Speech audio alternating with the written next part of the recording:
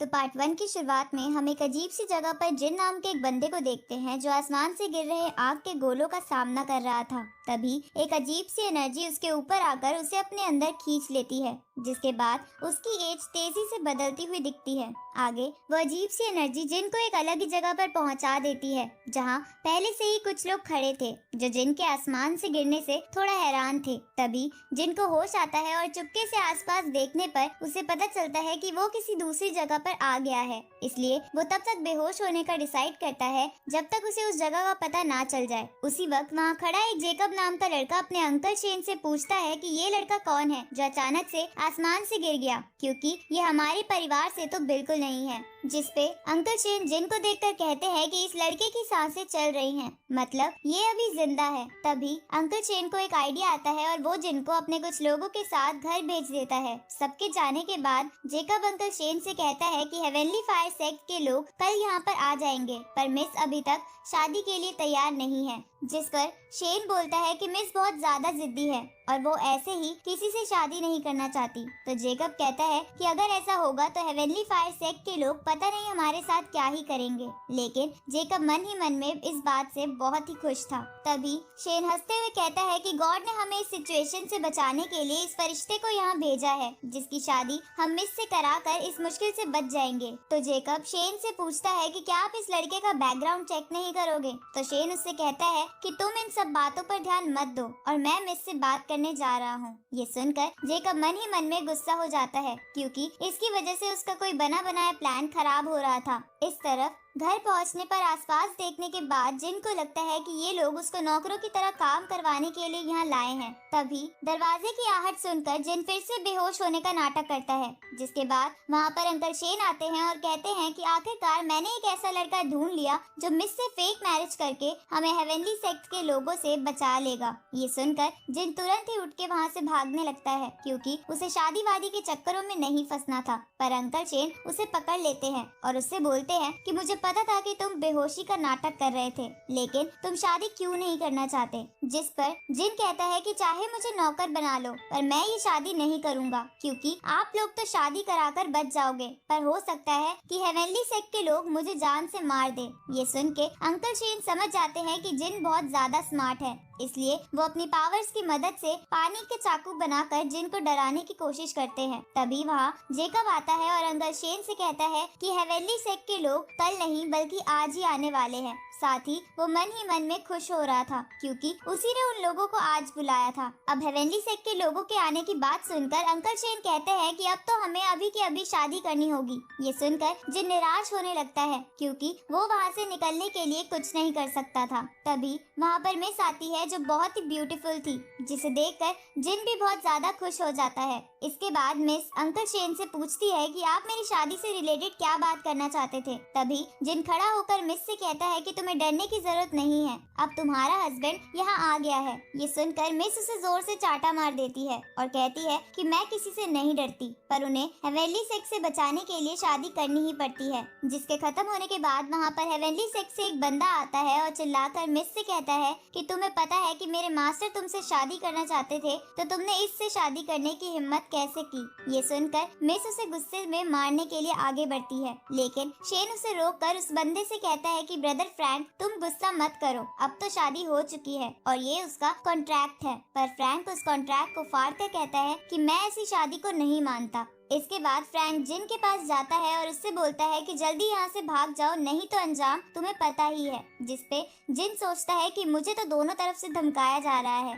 तभी uncle Shane को लगता है कि अगर फ्रैंक पहले जिन पर अटैक करे तो वो इसका फायदा उठा सकते हैं। पर उसी वक्त जिन अंकल शेन से पूछता है कि क्या यहाँ पर खड़े लोगों में फ्रैंक सबसे ज्यादा ताकतवर है, जिसपे अंकल शेन हाँ करते हैं। ये सुन के जिन एक लकड़ी की कुर्सी उठाकर फ्रैंक के सर पे मार देता है, लेकिन इससे उसको कुछ नहीं होता और वो जिन को मारने के लिए आगे बढ़ता है, पर मिस उसे रोक देती है। इसके बाद जिन शेन के पीछे छुप जाता है और उनसे कहता है कि अब आगे का आप संभालो। जिस पर शेन कहता है कि चालाक बच्चे, तुम मेरा इस्तेमाल कर रहे हो। अब फ्रैंक अपनी लायन स्पिरिट से शेन को मारने आगे बढ़ता है, लेकिन शेन उसे शील्ड की मदद से रोक देते हैं और फ्रैंक को गुस्सा ना करने को कहते हैं। तभी जिन मिस को उठा लेता है और वहाँ से जाने लगता है। तो शेन उससे पूछता है कि तुम कहाँ जा रहे हो, जिस पर जिन बोलता है कि आप इस मेहमान सामान को संभालो, मैं तो अपनी फर्स्ट नाइट मनाने जा रहा हूँ। आगे जिन मिस को एक कमरे में लेकर आता है जहाँ जिन कहता है कि मैंने उसे अपनी फैमिली के बिहाफ पर मारा है, इसलिए तुम्हें थैंक यू बोलने की जरूरत नहीं। लेकिन मिस गुस्सा होकर कहती है कि बेवकूफ, तुमने मेरी फैमिली के लिए और मुसीबत खड़ी कर दी है। तो जिन कहता है कि अब हम दोनों पति पत्नी हैं और मैं अपनी वाइफ की इंसल्ट होते नहीं देख सकता। ये सुनकर मिस चिल्लाकर कहती है कि हमारे बीच कोई रिलेशन नहीं है और हमने बस तुम्हारा इस्तेमाल करा है, जिसके बदले तुम्हें पैसे मिल जाएंगे। जिस पर जिन कहता है कि क्या मुझे पैसे मिलेंगे? ये सुन के मिस को लगता है कि पैसों के बारे में सुन के जिन का माइंड बदल गया है, इसलिए वो उससे पूछती है कि तुम्हें कितने पैसे चाहिए। जिस पर जिन कहता है कि मुझे पैसे वैसे नहीं चाहिए, बल्कि बदले में आप मुझे ट्रेनिंग के लिए एक एक्सरसाइज बुक दे देना। तो मिस भी इसके लिए मान जाती है। साथ ही उसे बोलती है कि आज फ्रैंक यहाँ से नहीं जाएगा, इसलिए हमें सो जाना चाहिए। ये सुनकर जिन खुश होते हुए मिस के ऊपर कूद पड़ता है और उसे किस करने के लिए आगे बढ़ने लगता है, लेकिन मिस उसे फिर से चाटा मार के दूर फेंक देती है और उसे जमीन पर सोने को बोल देती है। अगली सुबह वहाँ पर अंकल शेन आते हैं और कहते हैं कि एक अच्छी खबर है कि फ्रैंक पूरी रात हल्ला मचाकर यहाँ से चला गया है, पर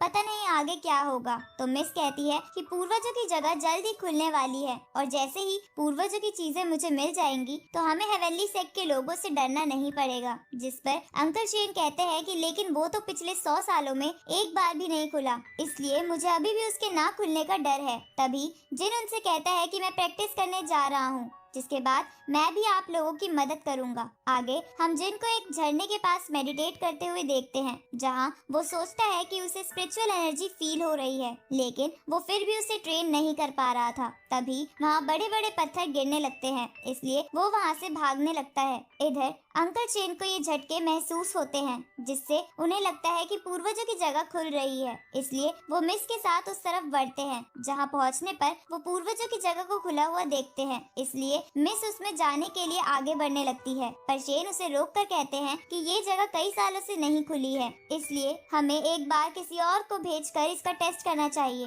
तभी वहाँ छुपा हुआ जिन ये बात सुनकर मन में सोचता है कि पता नहीं ये बुढ़ा अब क्या करेगा। उसी समय शेन अपनी ताकत से जिन को पूर्वजों की जगह के रास्ते में फेंक कर चेक कर लेते हैं कि वहाँ कोई दिक्कत नहीं है, इसलिए वो मिस को भी आगे जाने की इजाजत दे देते हैं। तभी उस तरफ एक तीर आता है, जिसे चलाने वाला आदमी भी उस ट्रेजर को लेने आया था, पर मिस उस तीर से बच जाती है और शेन डैनियल से कहता है कि तुम अपनी फैमिली को क्यों धोखा देना चाहते हो। जिस पर डैनियल कहता है कि इस ट्रेजर पर हम सबका हक है, इसलिए मैं यहाँ आया हूँ। तभी मिस अपनी हेवनली पावर एक्टिवेट कर लेती है और उन पर अटैक करने लगती है, लेकिन वो सब उन अटैक से बच जाते हैं। तो मिस शेन से कहती है कि मैं आगे जा रही हूँ, इन लोगों को आप देखिए। तभी डैनियल जेकब को मिस के पीछे जाने को बोलता है, क्योंकि जेकब भी उनके साथ मिला हुआ था। ये सुनकर जेकब मिस के पीछे चला जाता है। आगे मिस और जेकब महल के अंदर जाके उस खास चीज के पास पहुंचते हैं, जहां पहुंचने पर मिस बोलती है कि जब ये चीज हमारी फैमिली के पास थी तब कोई भी हमसे फाइट करने की हिम्मत नहीं कर पाता था, लेकिन वक्त के साथ हम इस बारे में भूल गए और अब तो हेवनली सेक्ट भी हमारी इज्जत नहीं करता।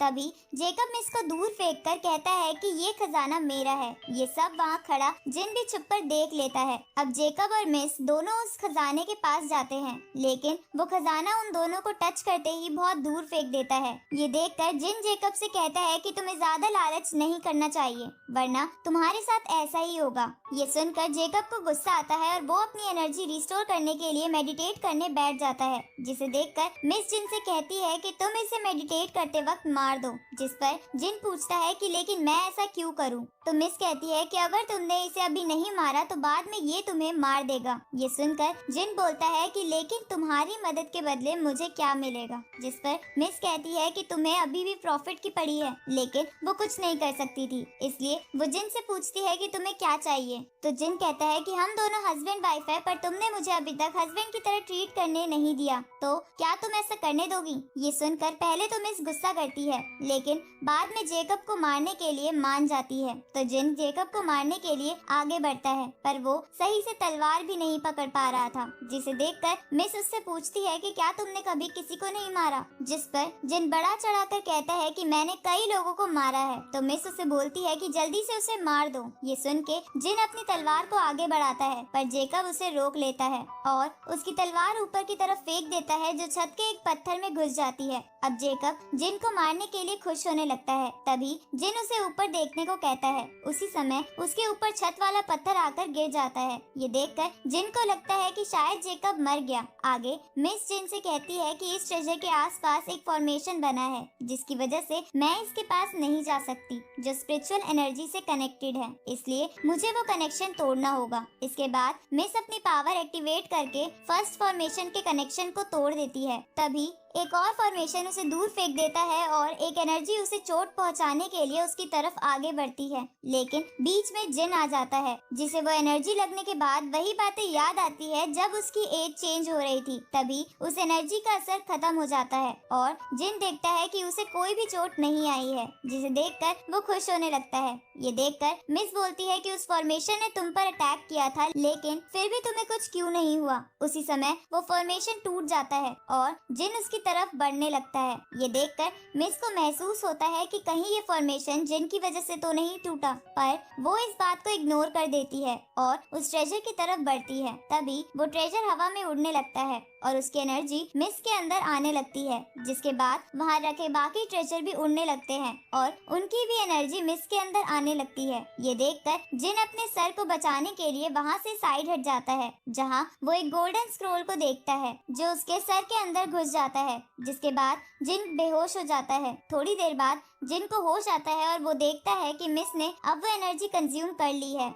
साथ ही मिस उसे कहती है कि यहाँ पर एक हेवनली बुक भी होनी चाहिए थी, जो कई सालों से यहाँ थी, लेकिन शायद मेरी फैमिली की कुछ बातें गलत थी। ये सुनकर जिन समझ जाता है कि हेवनली बुक वही गोल्डन स्क्रोल था जो उसके सर में घुस गया है। तभी मिस उसे एक्सरसाइज स्क्रोल देकर कहती है कि मैं अपनी एनर्जी रिस्टोर करने के लिए मेडिटेट कर रही हूँ, तब तक तुम आसपास ध्यान रखना। तो जिन भी अपनी वाइफ के कहने पर ये मान जाता है। थोड़ी देर बाद वहाँ शेन अपने साथियों के साथ आता है और मिस से पूछता है कि क्या आपने एनर्जी कंज्यूम कर ली, जिस पर मिस हाँ करती है। तभी शेन जिन को वहाँ देखता है, जिसे देखकर वो कहता है कि क्या तुम अभी तक नहीं मरे। इसके बाद शेन जिन को मारने के लिए एक एनर्जी बॉल बनाते हैं, क्योंकि उनके अकॉर्डिंग अब उन्हें जिन की कोई जरूरत नहीं थी और इस फेक मैरिज की वजह से मिस की रेप्यूटेशन भी खराब हो सकती थी। पर मिस जिन के सामने आ जाती है और शेन को कहती है कि इसमें इसका कोई लेना देना नहीं है, इसलिए हमें इसे जाने देना चाहिए। पर शेन इसके लिए नहीं मानता और अपनी एनर्जी बॉल इस्तेमाल करने के लिए आगे बढ़ता है।